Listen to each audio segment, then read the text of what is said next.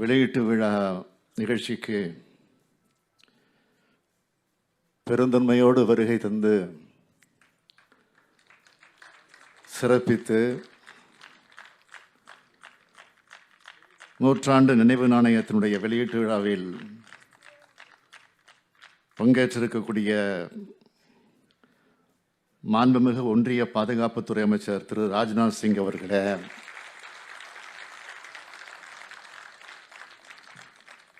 துவக்கத்தில் அனைவரையும் வரவேற்று மகிழ்ந்திருக்கக்கூடிய மூத்த அமைச்சர் அருமை அண்ணன் துரைமுருகன் உள்ளிட்ட அமைச்சர் பெருமக்களே, மாண்புமிகு ஒன்றிய இணை அமைச்சர்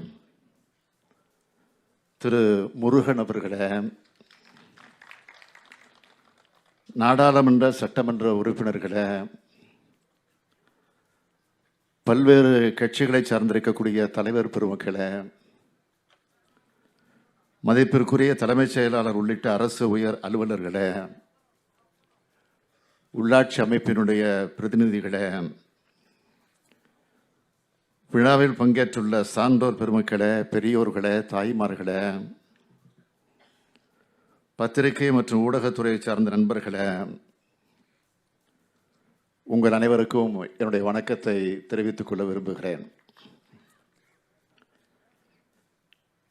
என்னுடைய உணர்வுகளை எப்படி விவரிப்பது என்று சொல்ல முடியாத மகிழ்ச்சியில் நான் இங்கே நின்று கொண்டிருக்கிறேன்.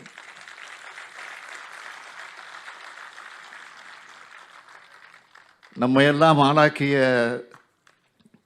தலைவரை சிறப்பு செய்யும் வகையில் நாணயம் வெளியிடப்படுகிறது.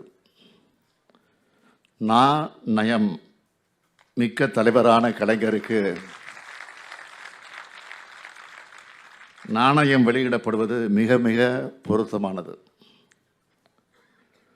நூற்றாண்டு விழா நாயகருக்கு 100 ரூபாய் நாணயம் வெளியிடப்படுகிறது. இதுவரை நாம் கொண்டாடினோம். இதோ இந்தியாவே கொண்டாடுகிறது என்பதன் அடையாளம்தான் இந்த விழா.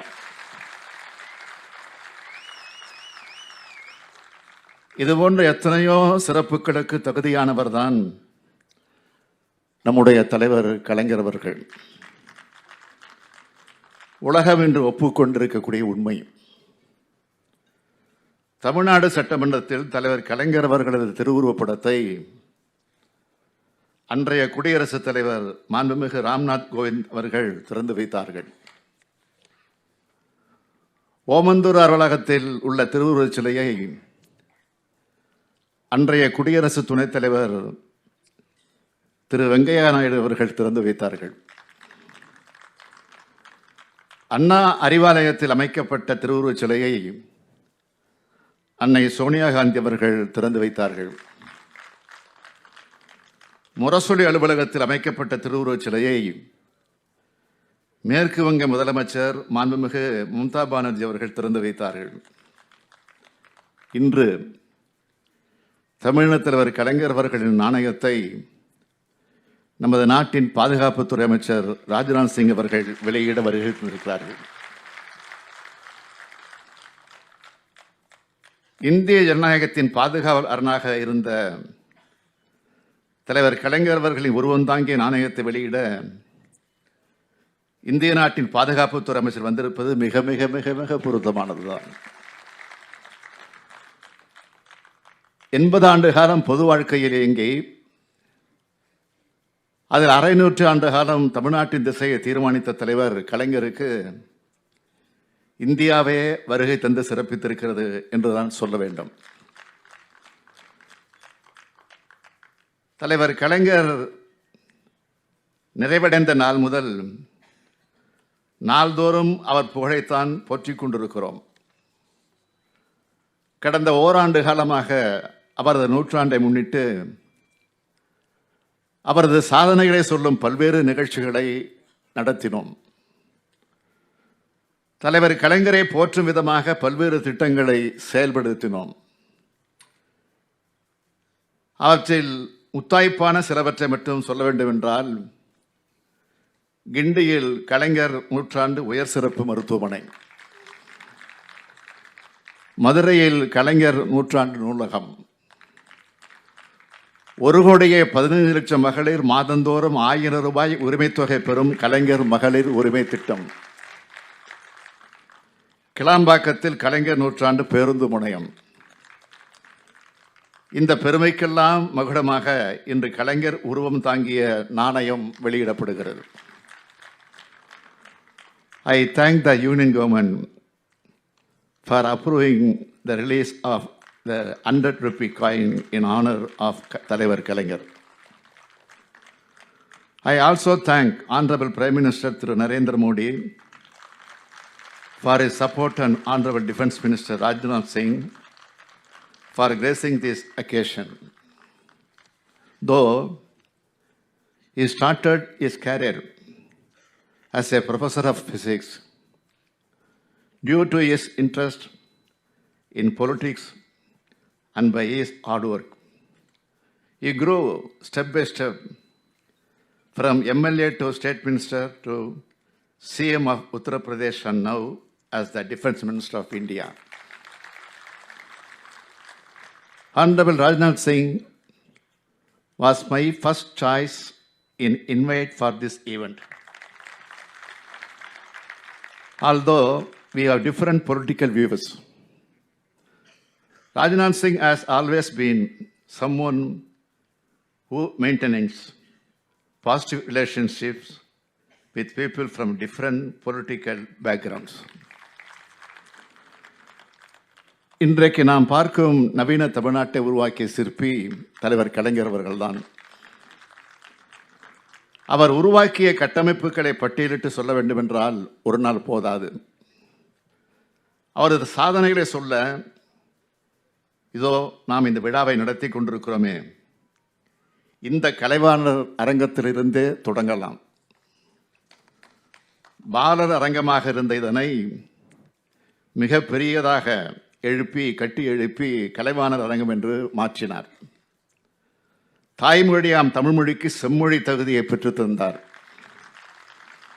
மெட்ராஸை சென்னையாக்கினார். தமிழ்நாடு குடிநீர் வடிகால் வாரியம், தமிழ்நாடு குடிசை மாற்று வாரியம் போன்ற எண்ணற்ற திட்டங்களை உருவாக்கினார். 44 அணைக்கட்டுகள், ஏராளமான கல்லூரிகள், பல்கலைக்கழகங்கள். சென்னையை சுற்றி மட்டும் அண்ணா சாலை, அண்ணா மேம்பாலம், வள்ளுவர் கோட்டம், கத்திப்பாரா பாலம், கோயம்பேடு பாலம், செம்மொழி பூங்கா, டைடல் பார்க் தலைமைச் செயலகமாக கட்டப்பட்டு இன்று பெரிய அரசு மருத்துவமனையாக இருக்கும் ஓமந்தூரார் மருத்துவமனை, metro rail, Adyar ID corridor, Namakkal கவிஞர் மாளிகை என அனைத்தும் கலைஞரால் உருவாக்கப்பட்டவை. இதனை யாராலும் மறைக்க முடியாது. கடந்த 15ஆம் நாளன்று இந்திய நாட்டின் 78வது விடுதலை நாளை நாம் கொண்டாடினோம். அன்று நான் மட்டுமல்ல, நாட்டில் உள்ள அத்தனை மாநில முதலமைச்சர்களுமே கொடியேற்றினார்கள். அதற்கான உரிமையை பெற்று தந்தவரும் முதலமைச்சர் கலைஞர் தான். 2000 ஆண்டுகளுக்கு முன்பு வள்ளுவர் சொன்னாரே, முறை செய்து காப்பாற்றும் மன்னவன் மக்களுக்கு இறையென்று வைக்கப்படும் என்று. அப்படி ஆட்சி நடத்தியவர் கலைஞர் அவர்கள். அதனால்தான் இன்று அகில இந்தியாவும் போற்றும் தலைவராக கலைஞர் அவர்கள் உயர்ந்து நிற்கிறார். செயல்படுவதும் செயல்பட வைப்பதும் அரசியல் என்ற இலக்கணத்துக்கு இலக்கியமாக இருந்தவர் கலைஞர். ஒரு கட்சியின் தலைவராக, ஒரு நாட்டின் தலைவராக எப்போதுமே சிந்தித்தார், செயல்பட்டார்.